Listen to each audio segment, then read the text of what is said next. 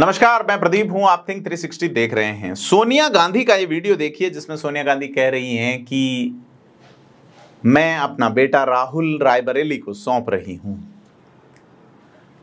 इस रायबरेली वाली सीट पे या पड़ोसी अमेठी सीट पे राजस्थान से जिस नेता की सर्वाधिक आमद देखी जा रही है उनका नाम अशोक गहलोत है। और सोनिया गांधी ने जो भाषण दिया है, इस भाषण की शुरुआत अशोक गहलोत राजस्थान से कर गए। जालोर से वैभव गहलोत के चुनाव कैंपेन की शुरुआत उन्होंने यही कहते हुए कही कि मैं अपना बेटा वैभव आपको सौंप रहा हूं। कुल मिला के सोनिया गांधी के भाषण की स्क्रिप्ट, जादुई स्क्रिप्ट अशोक गहलोत द्वारा लिखी हुई प्रतीत होती है। ऐसे में जबकि अशोक गहलोत लगातार बयान दे रहे हैं, सचिन पायलट को फिर से एक बार सॉफ्टली निशाने पे ले रहे हैं। हालांकि अशोक गहलोत पहले बहुत ऑफेंसिवली उनको निशाने पे लेते रहे हैं, नकम्मा, नाकारा, गद्दार, अभी बेवकूफ वाला जो ऐसे शब्द इस्तेमाल करके। लेकिन अगर हम इस स्पीच को सुनते हैं कि सोनिया गांधी क्या कह रही हैं। मैं आपको अपना बेटा सौंप रही हूं।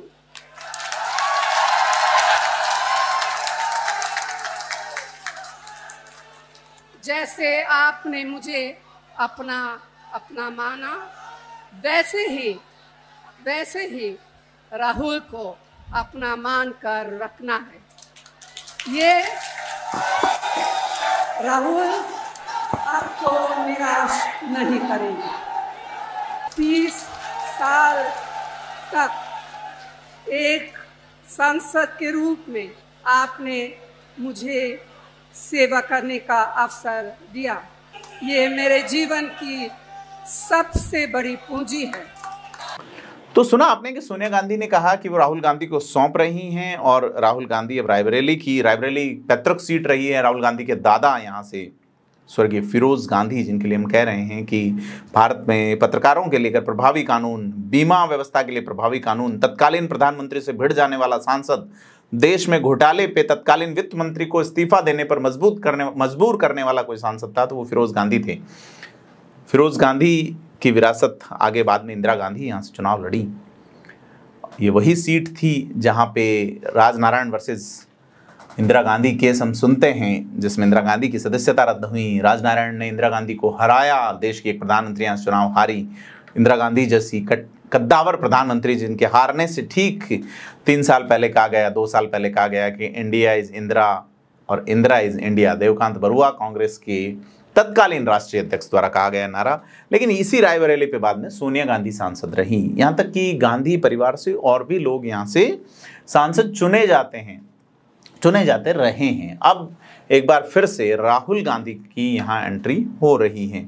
तो कुल मिला के गांधी परिवार के लोग जब भी सुप्रीम स्थिति में रहे हैं और इस सीट से चुनाव लड़े हैं तो वो प्रभावी रूप में और उभर के आए हैं। राहुल गांधी कितना उभर के आ पाते हैं देखने वाली बात होगी।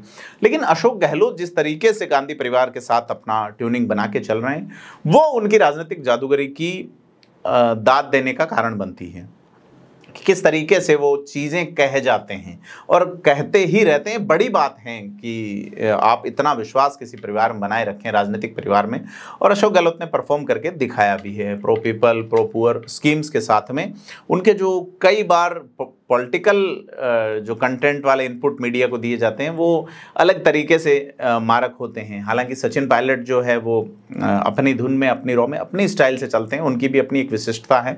इन दोनों विशिष्टताओं के बीच में अगर बात करें कि नेता अब अपनी अगली पीढ़ी के लिए कोशिश कर रहे हैं, बहुत सारे नेता हैं, अशोक गहलोत अकेले नहीं है जिन्होंने जालोर में वैभव गहलोत को चुनाव लड़ाया है।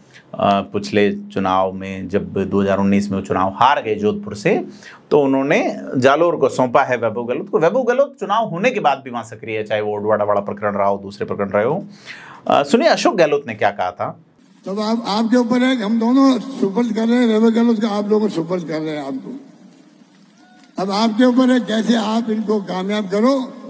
चुनाव ही होता है, आप जो आए हो सब जाकर के वैभव गहलोत बनोगे।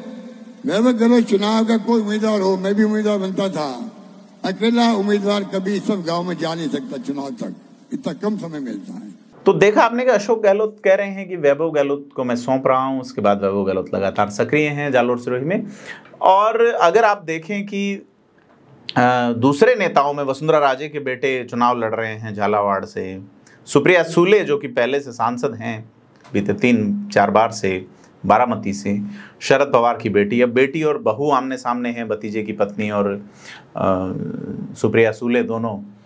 इसके अलावा कमलनाथ के बेटे छिंदवाड़ा से, सोनिया गांधी के बेटे रायबरेली से, ब्रजभूषण शरण सिंह के बेटे केसरगंज से। तो अगली पीढ़ी को पॉलिटिक्स में लाने का जो है वो एक प्रियंका गांधी के लिए माना जा रहा था, प्रियंका गांधी आएंगी इस चुनाव में सक्रिय राजनीति में, लेकिन फिलहाल तक वो नज़र नहीं आई हैं। तो ये सारी जो चीज़ें हैं कुल मिला के लोकसभा चुनाव में यह राजस्थान कनेक्शन बनाती हैं कि अशोक गहलोत राहुल गांधी और गांधी परिवार के खासा नज़दीकी नज़र आ रहे हैं। देखना है कि इनका नज़दीकी नज़र आना आने वाली राजस्थान की पॉलिटिक्स को किस तरह से प्रभावित करता है। हम नज़र बनाए रखेंगे। आपसे अपील है कि थिंक 360 को सब्सक्राइब जरूर करें। धन्यवाद।